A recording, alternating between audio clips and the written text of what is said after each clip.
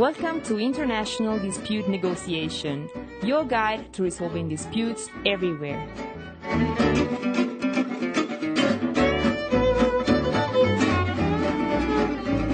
This is Mike McIlwrath, and this podcast is about different ways of accepting and managing the risks of dispute resolution, presenting them through the eyes of experts from different countries and backgrounds.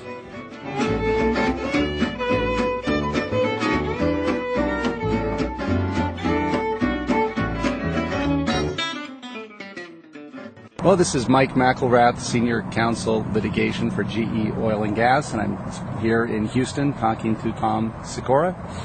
This is Tom Sikora. I'm Senior Counsel for Arbitration, Complex Litigation, and E-Discovery at Paso Corporation.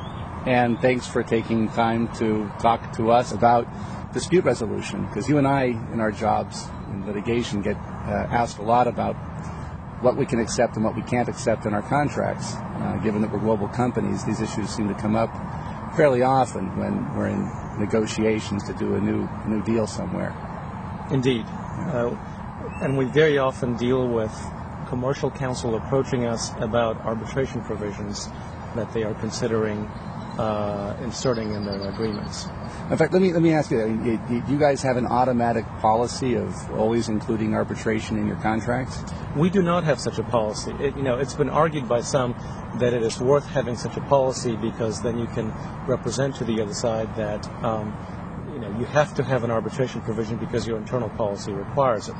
But in fact, we've adopted a view that it's better to be flexible, and you don't want to bind yourself to a policy which forces arbitration in all cases, because in some cases you might want to go to court.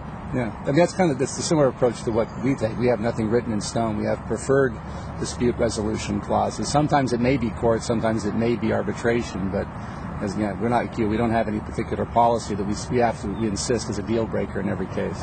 When we talk about arbitration as being a possibility, what are the instances when you guys might decide that you would prefer, let's say you prefer arbitration over litigating in the courts? I can think of three sets of circumstances when we would definitely prefer to arbitrate.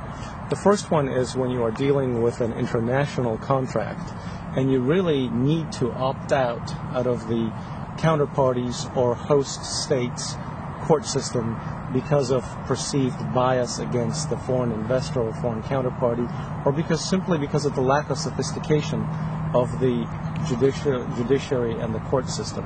That is certainly the case with contracts in the developing world. Second, we prefer to arbitrate when we have large commercial contracts that are often very complex.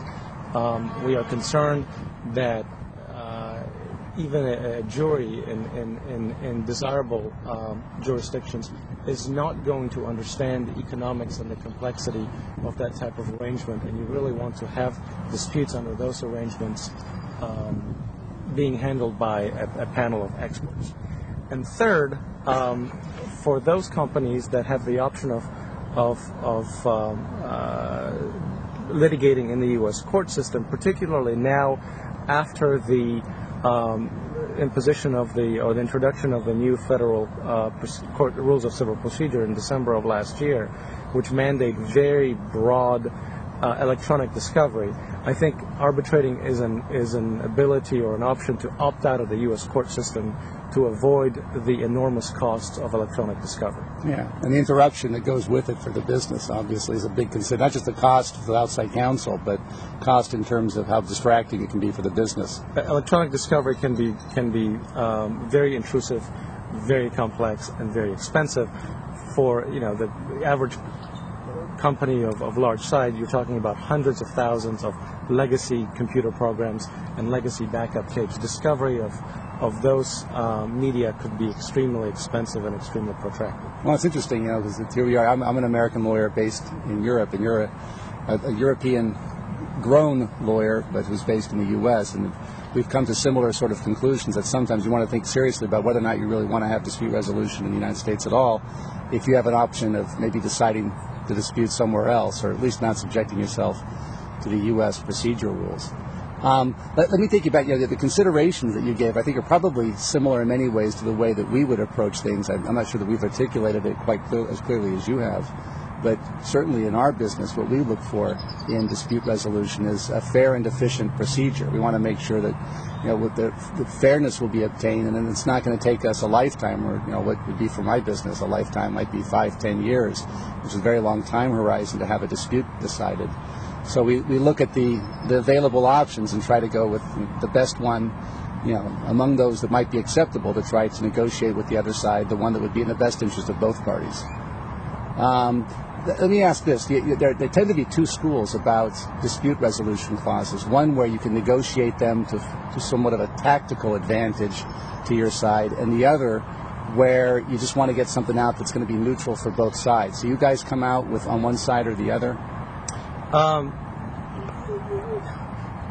No, that is, we always try to nail down the most important issues. That is, we want to have certainty and predictability of outcomes. Thus, we want, if we can, we would always want to have agreement on the minimum standards. That is, what is the language of the arbitration? What is the situs of the arbitration, so we know what procedural law controls?